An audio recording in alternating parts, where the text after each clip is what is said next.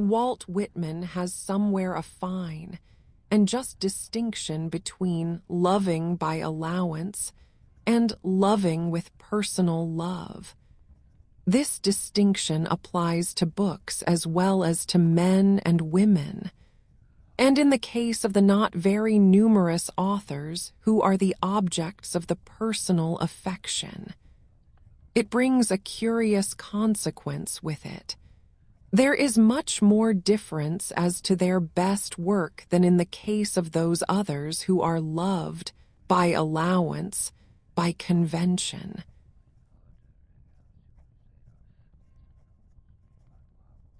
And because it is felt to be the right and proper thing to love them, and in the sect fairly large and yet unusually choice-off Austenians or Janites, there would probably be found partisans of the claim to primacy of almost every one of the novels, to some the delightful freshness and humor of Northanger Abbey, its completeness, finish, and entrain, obscure the undoubted critical facts that its scale is small, and its scheme, after all, that of burlesque or parody.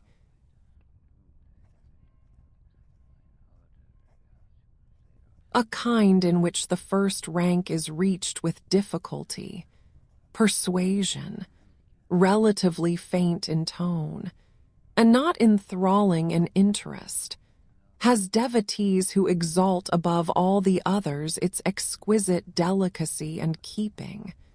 The catastrophe of Mansfield Park is admittedly theatrical.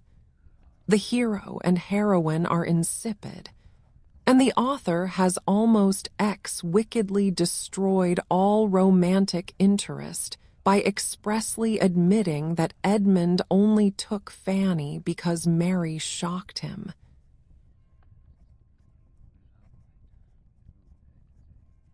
And that Fanny might very likely have taken Crawford if he had been a little more assiduous. Yet the matchless rehearsal scenes and the characters of Mrs. Norris and others have secured, I believe, a considerable party for it. Sense and sensibility has perhaps the fewest out-and-out admirers, but it does not want them.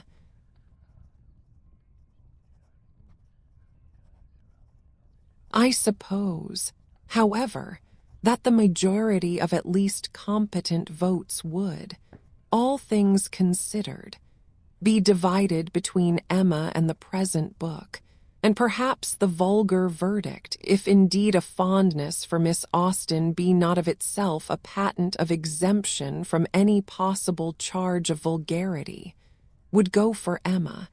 It is the larger, the more varied, the more popular. The author had by the time of its composition seen rather more of the world, and had improved her general.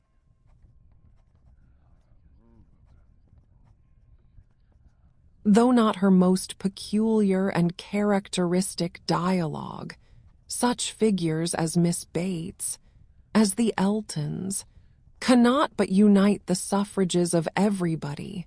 On the other hand, I, for my part, declare for Pride and Prejudice unhesitatingly. It seems to me the most perfect, the most characteristic, the most eminently quintessential of its author's works, and for this contention in such narrow space as is permitted to me, I propose here to show cause.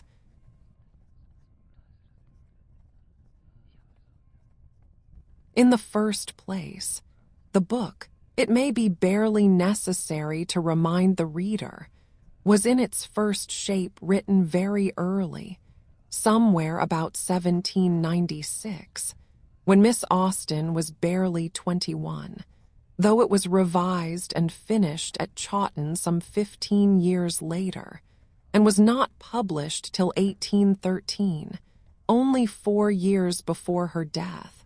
I do not know whether. Inside this combination of the fresh and vigorous projection of youth and the critical revision of middle life.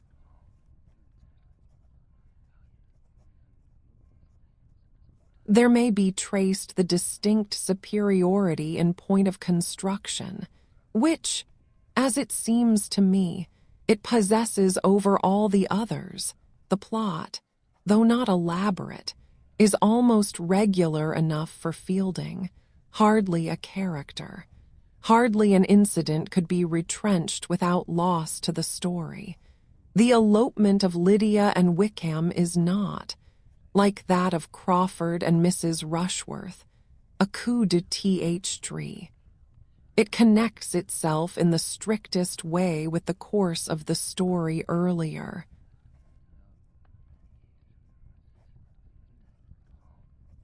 And brings about the denouement with complete propriety. All the minor passage loves of Jane and Bingley, the advent of Mr. Collins, the visit to Hunsford, the Derbyshire Torfit Inn after the same unostentatious, but masterly fashion.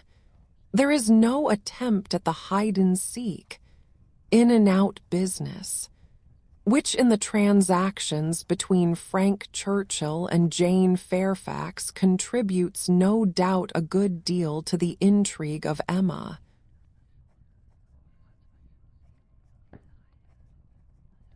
But contributes it in a fashion which I do not think the best feature of that otherwise admirable book.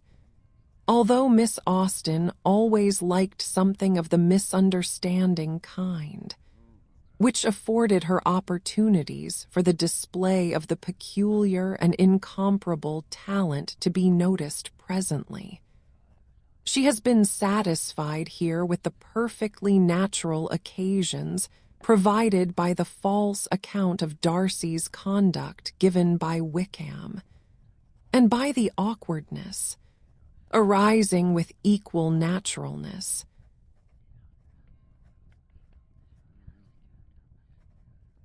from the gradual transformation of Elizabeth's own feelings from positive aversion to actual love. I do not know whether the all-grasping hand of the playwright has ever been laid upon Pride and Prejudice, and I dare say that, Roman 12 if it were, the situations would prove not startling or garish enough for the footlights, the character scheme too subtle and delicate for pit and gallery. But if the attempt were made, it would certainly not be hampered by any of those loosenesses of construction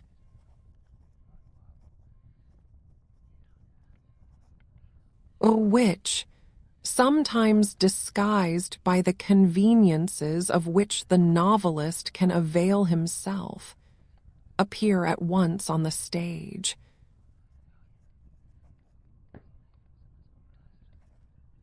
I think, however, though the thought will doubtless seem heretical to more than one school of critics, that construction is not the highest merit, the choicest gift, of the novelist. It sets off his other gifts and graces most advantageously to the critical eye, and the want of it will sometimes mar those grace appreciably. Though not quite conscious little eyes, by no means ultra-critical, but a very badly built novel which excelled in pathetic or humorous character.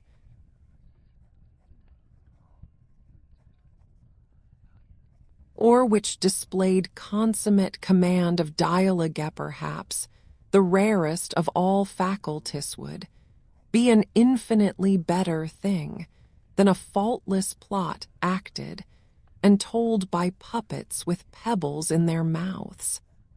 And despite the ability which Miss Austen has shown in working out the story, I for one should put Pride and Prejudice far lower if it did not contain what seem to me the very masterpieces of Miss Austen's humor and of her faculty of character creation masterpieces, who may indeed admit John Thorpe.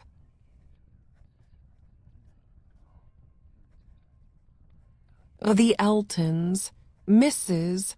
Norris, and one or two others to their company, but who, in one instance certainly, and perhaps in others, are still superior to them.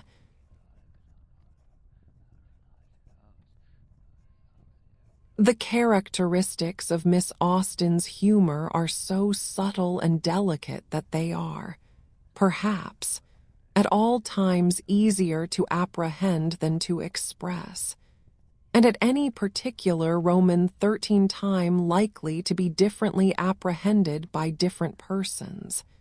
To me, this humor seems to possess a greater affinity, on the whole, to that of Addison than to any other of the numerous species of this great British genus.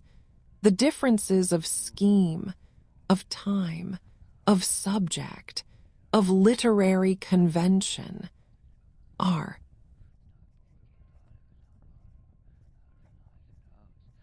of course, obvious enough. The difference of sex does not, perhaps, count for much, for there was a distinctly feminine element in Mr. Spectator, and in Jane Austen's genius there was, though nothing mannish, much that was masculine.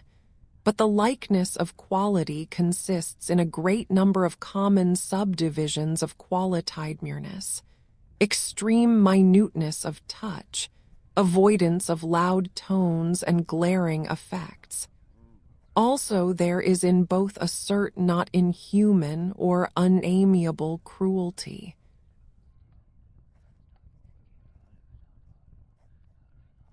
It is the custom with those who judge grossly to contrast the good nature of Addison with the savagery of Swift, the mildness of Miss Austen with the boisterousness of Fielding and Smollett, even with the ferocious practical jokes that her immediate predecessor, Miss Burney, allowed without very much protest.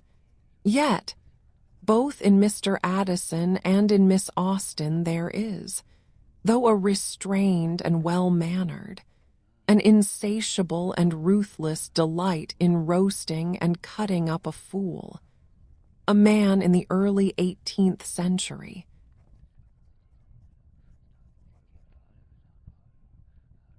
Of course, could push this taste further than a lady in the early 19th, and no doubt Miss Austen's principles, as well as her heart, would have shrunk from such things as the letter from the unfortunate husband in The Spectator, who describes, with all the gusto and all the innocence in the world, how his wife and his friend induce him to play at blind man's buff.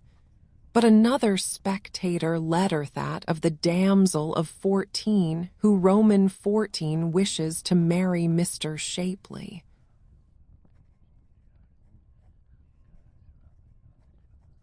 And assures her selected mentor that he admires your spectators mightily, might have been written by a rather more ladylike and intelligent Lydia Bennet in the days of Lydia's great-grandmother. While, on the other hand, some, I think unreasonably, have found cynicism in touches of Miss Austen's own, such as her satire of Mrs. Musgrove's self-deceiving regrets over her son. But this word cynical is one of the most misused in the English language, especially when,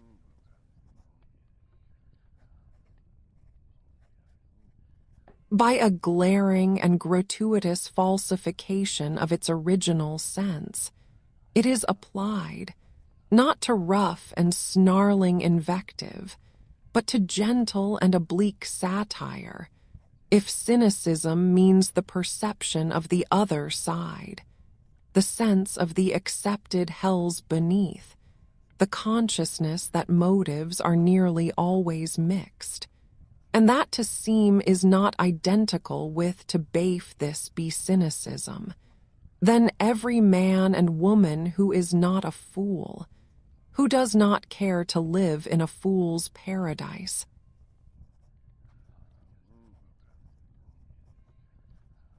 who has knowledge of nature and the world and life, is a cynic, and in that sense Miss Austen certainly was one.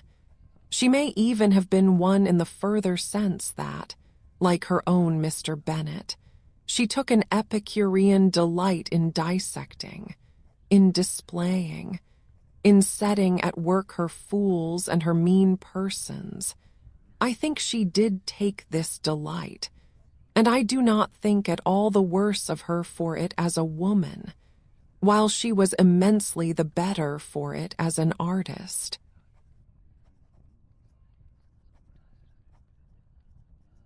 In respect of her art generally, Mr. Goldwin Smith has truly observed that metaphor has been exhausted in depicting the perfection of it, combined with the narrowness of her field. And he has justly added that we need not go beyond her own comparison to the art of a miniature Roman 15 painter. To make this latter observation quite exact, we must not use the term miniature in its restricted sense.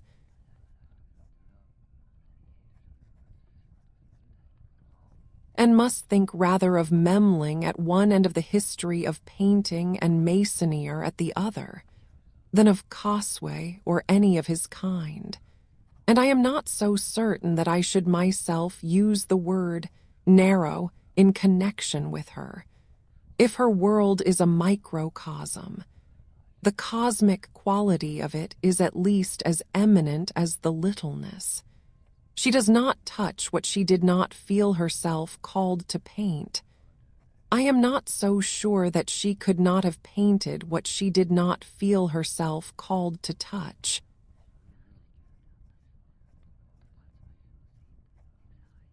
It is at least remarkable that in 2 very short periods of Rittingon of about 3 years, and another of not much more than 5ish, executed 6 capital works, and has not left a single failure.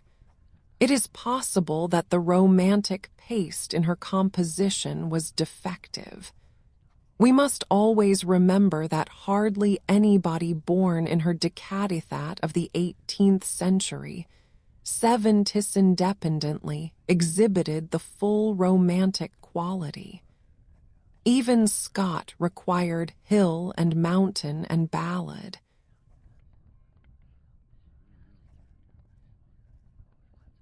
Even Coleridge metaphysics and German to enable them to chip the classical shell.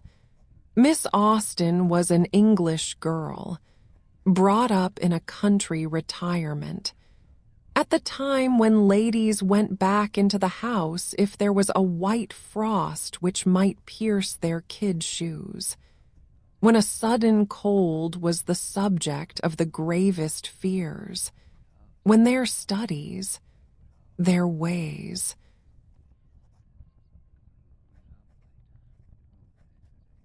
their conduct were subject to all those fantastic limits and restrictions against which Mary Wollstonecraft protested with better general sense than particular taste or judgment.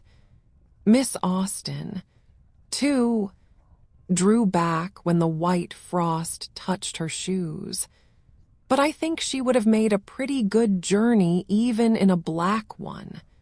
Romans 16.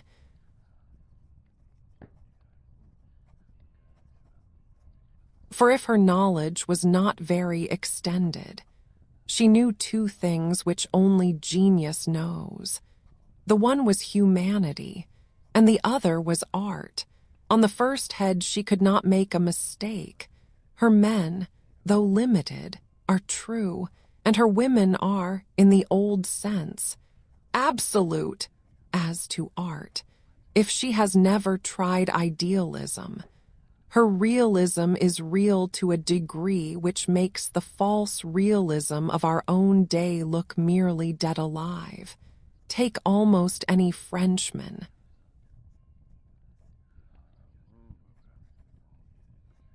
Except the late M. de Maupassant, and watch him laboriously piling up strokes in the hope of giving a complete impression. You get none.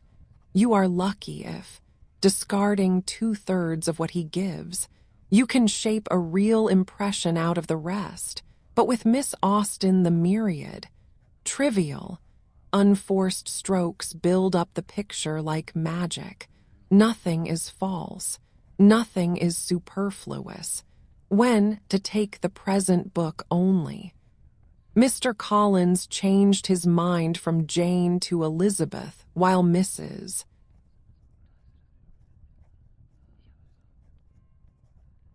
Bennet was stirring the fire, and we know how Mrs. Bennet would have stirred the fire when Mr. Darcy brought his coffee cup back himself. The touch in each case is like that of Swift, taller by the breadth of my nail, which impressed the half-reluctant Thackeray with just and outspoken admiration. Indeed, fantastic as it may seem, I should put Miss Austen as near to Swift in some ways, as I have put her to Addison in others.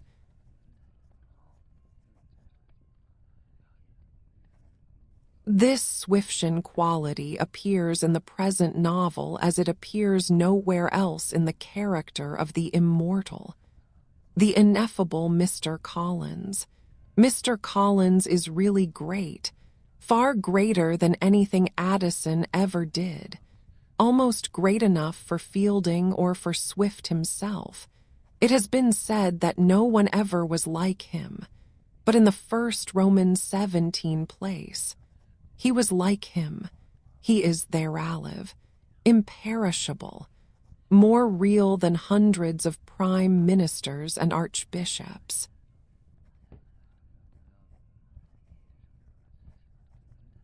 Of metals, semi-metals, and distinguished philosophers, in the second place, it is rash, I think, to conclude that an actual Mr. Collins was impossible or non-existent at the end of the 18th century. It is very interesting that we possess, in this same gallery, what may be called a spoiled first draft, or an unsuccessful study of him. In John Dashwood, the formality, the underbreeding, the meanness are there, but the portrait is only half alive.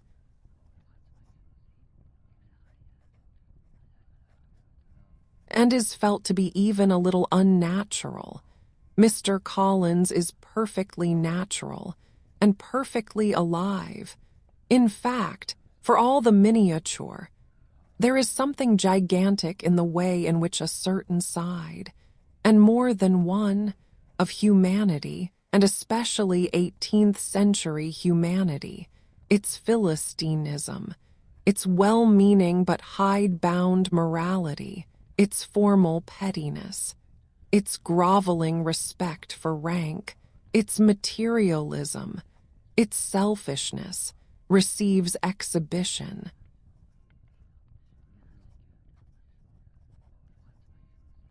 I will not admit that one speech or one action of this inestimable man is incapable of being reconciled with reality. And I should not wonder if many of these words and actions are historically true.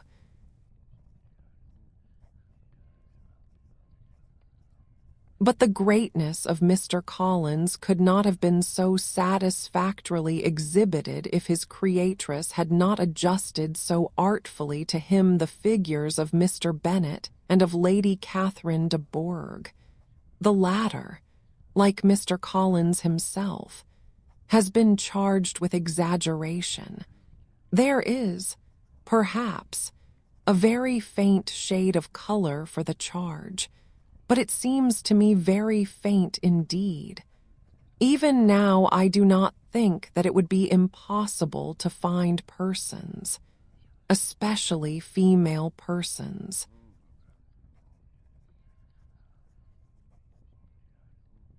not necessarily of noble birth, as overbearing, as Roman 18 self-centered, as neglectful of good manners, as Lady Catherine, 100 years ago, an earl's daughter, the lady powerful, if not exactly bountiful, of an out-of-the-way country parish, rich, long out of marital authority, and so forth, had opportunities of developing these agreeable characteristics which seldom present themselves now.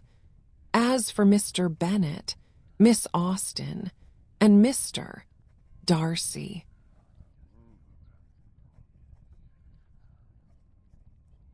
and even Miss Elizabeth herself, were, I am inclined to think, rather hard on him for the impropriety of his conduct.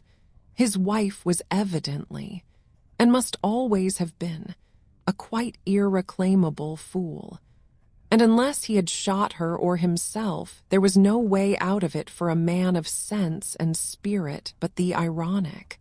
From no other point of view is he open to any reproach, except for an excusable and not unnatural helplessness at the crisis of the elopement.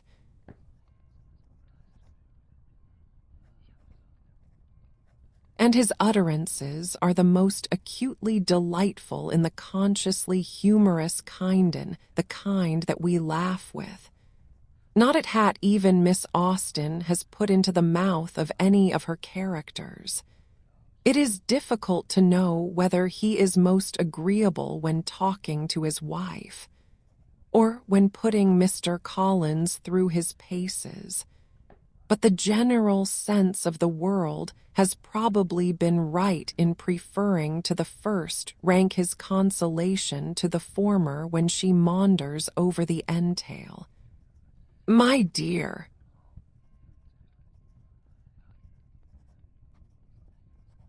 do not give way to such gloomy thoughts.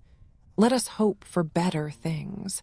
Let us flatter ourselves that I may be the survivor. And his inquiry to his colossal cousin as to the compliments which Mr. Collins has just related as made by himself to Lady Catherine. May I ask whether these pleasing attentions proceed from the impulse of the moment, Roman 19, or are the result of previous study?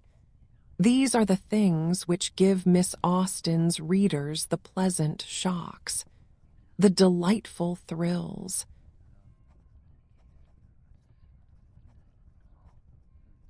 which are felt by the readers of Swift, of Fielding, and we may here add, of Thackeray, as they are felt by the readers of no other English author of fiction outside of these four.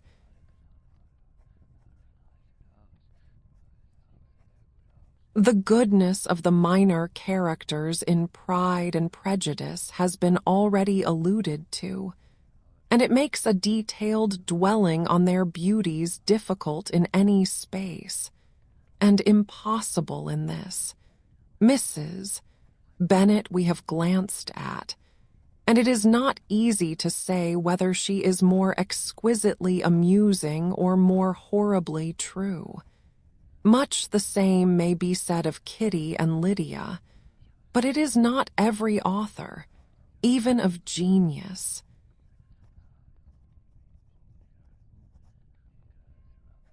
who would have differentiated with such unerring skill the effects of folly and vulgarity of intellect and disposition working upon the common weaknesses of woman at such different ages.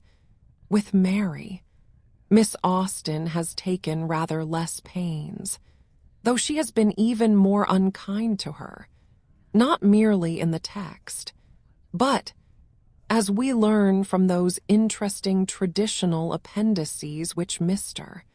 Austen Leigh has given us, in dooming her privately to marry one of Mr. Phillips's clerks.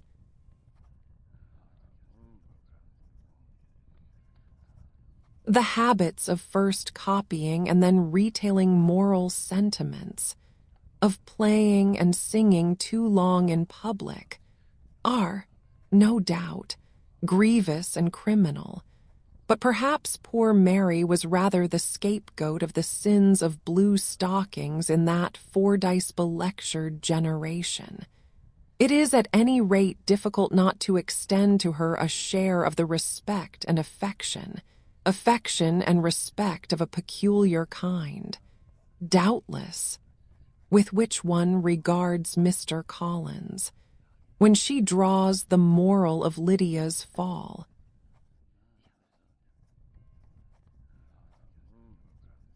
I, Roman 20, sometimes wish that the exigencies of the story had permitted Miss Austen to unite these personages, and thus at once achieve a notable mating and soothe poor Mrs. Bennet's anguish over the entail.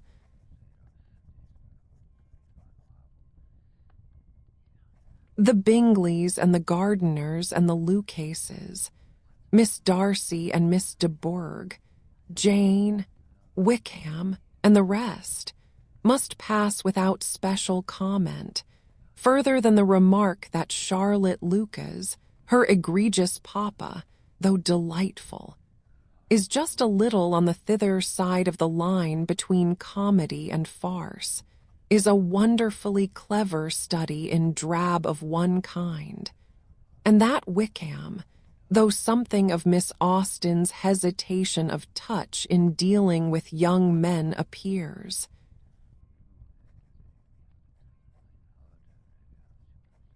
is a not much less notable sketch in drab of another. Only genius could have made Charlotte what she is, yet not disagreeable, Wickham what he is, without investing him either with a cheap Don Juanish attractiveness or a disgusting rascality. But the hero and the heroine are not tints to be dismissed.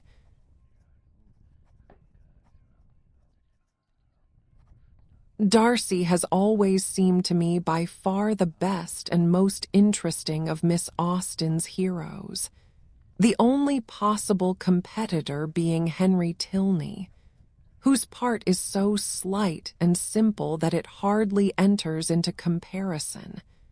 It has sometimes, I believe, been urged that his pride is unnatural at first in its expression and later in its yielding, while his falling in love at all is not extremely probable. Here again I cannot go with the objectors.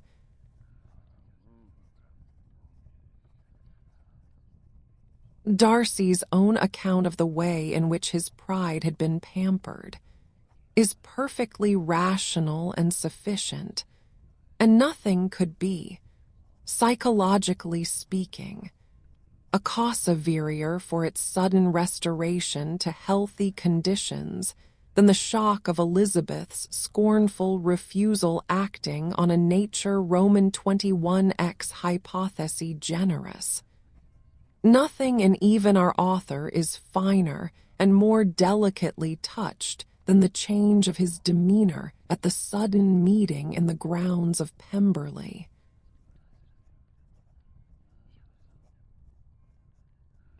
Had he been a bad prig or a bad coxcomb, he might have been still smarting under his rejection, or suspicious that the girl had come husband hunting. His being neither is exactly consistent with the probable feelings of a man spoilt in the common sense, but not really injured in disposition, and thoroughly in love. As for his being in love, Elizabeth has given as just an exposition of the causes of that phenomenon as Darcy has of the conditions of his unregenerate state.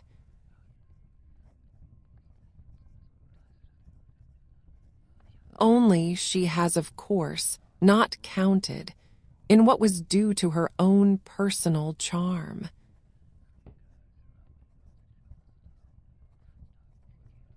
The secret of that charm many men and not a few women, from Miss Austen herself downwards, have felt, and like most charms it is a thing rather to be felt than to be explained.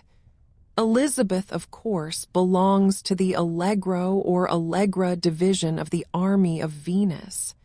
Miss Austen was always provokingly chary of description in regard to her beauties, and except the fine eyes, and a hint or two that she had at any rate sometimes a bright complexion, and was not very tall.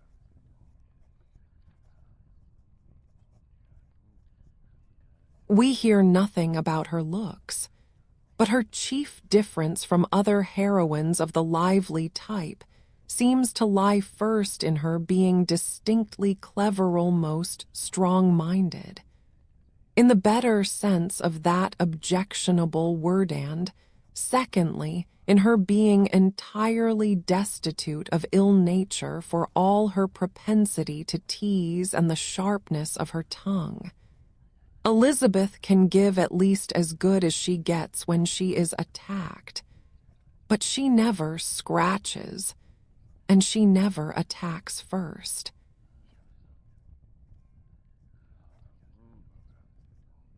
Some of the merest obsoletenesses of phrase and Roman 22 manner give one or two of her early speeches a slight pertness, but that is nothing, and when she comes to serious business, as in the great proposal scene with Darcy, which is, as it should be, the climax of the interest of the book, and in the final lady's battle with Lady Catherine, she is unexceptionable.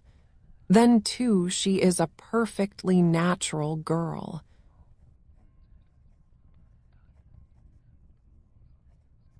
She does not disguise from herself or anybody that she resents Darcy's first ill-mannered personality with as personal a feeling. By the way, the reproach that the ill manners of this speech are overdone is certainly unjust, for things of the same kind, expressed no doubt less stiltedly, but more coarsely, might have been heard in more than one ballroom during this very year from persons who ought to have been no worse bred than Darcy.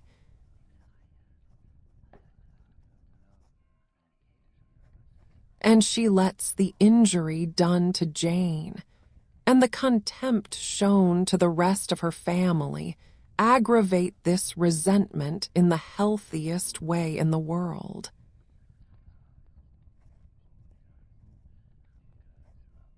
Still, all this does not explain her charm, which, taking beauty as a common form of all heroines, may perhaps consist in the addition to her playfulness, her wit, her affectionate and natural disposition, of a certain fearlessness very uncommon in heroines of her type and age. Nearly all of them would have been in speechless awe of the magnificent Darcy. Nearly all of them would have palpitated and fluttered at the idea of proposals, even naughty ones, from the fascinating Wickham.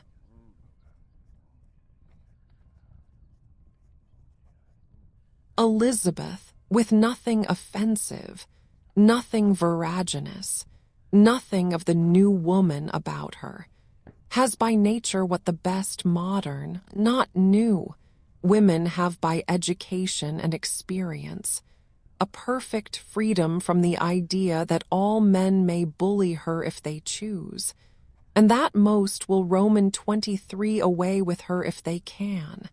though not in the least impudent and mannish grown.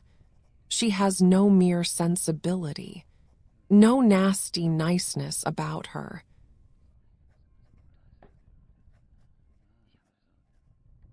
The form of passion common and likely to seem natural in Miss Austen's day was so invariably connected with the display of one or the other, or both of these qualities, that she has not made Elizabeth outwardly passionate.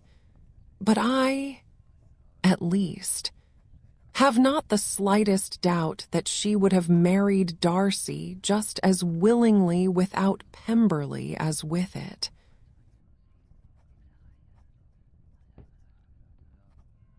And anybody who can read between lines will not find the lovers' conversations in the final chapters so frigid as they might have looked to the Della Cruskins of their own day. And perhaps do look to the Della Cruskins of this.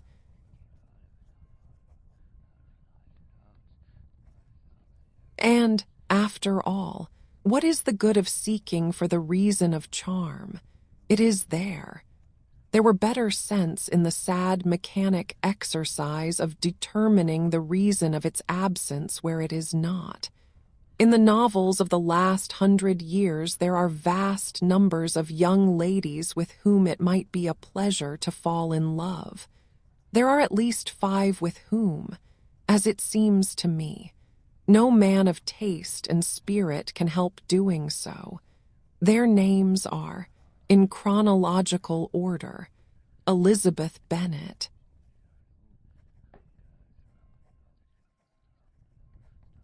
Diana Vernon, Argimone Lavington, Beatrix Esmond, and Barbara Grant.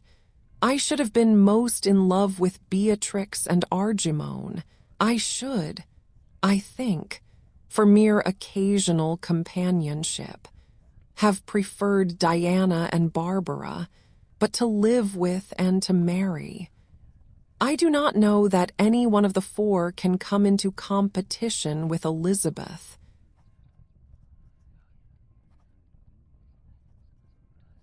George Saintsbury, Roman 24,